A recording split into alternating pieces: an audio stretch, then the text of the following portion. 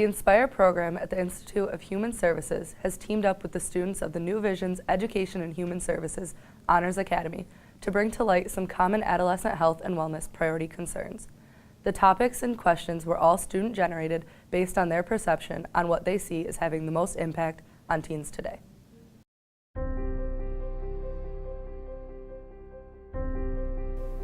If you have a positive self-esteem and self-image, you usually are more confident and open.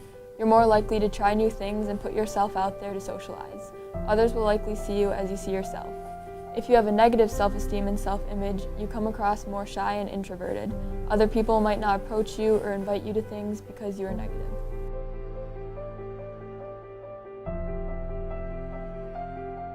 Yeah, I've had people make fun of me for things like my hair or my glasses. I still remember those people and think of what they said from time to time. People influence your self-esteem because what they say about you stays in the back of your mind forever and makes you believe what they say.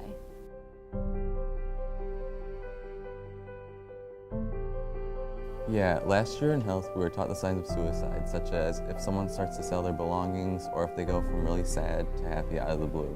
But the number one thing we learned is if someone is talking about suicide, you should always take it seriously, whether they say they're joking or not. It's always important.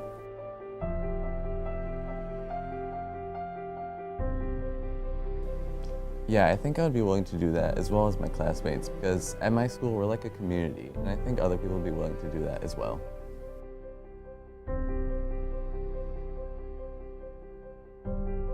You could put your phone in the trunk so you're not tempted to use it.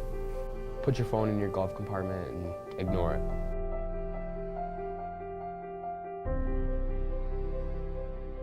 I feel that peer pressure is the main cause of teenage drinking because you are constantly surrounded by your peers.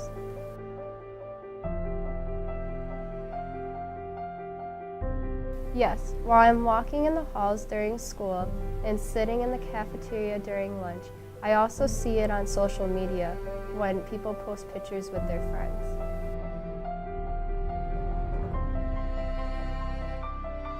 I don't think that you are given enough information unless you are taking a class about careers or if you are going to search for information about it. No one really gives it to you.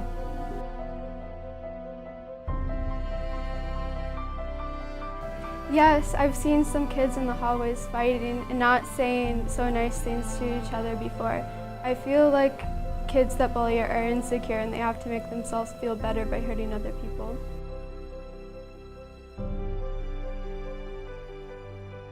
The teachers at Horseheads have talked about DASA, which is the Dignity for All Students Act.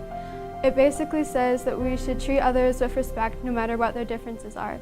They hope that this act will reduce bullying.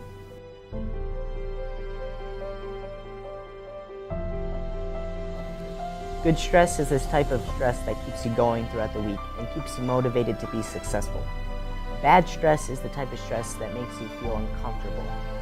You feel like you will not get anything done or really get anything done. Example of good stress is starting a school project early and completing it a few days before it's due.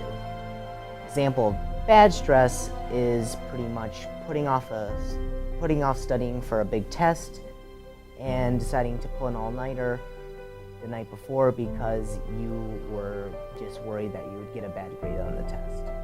We would like to thank you for tuning in with the GST BOCES New Vision students on their opinions on adolescents' health and wellness topics. This documentary was created and edited by GST BOCES Bush Campus Audio and Media Design students.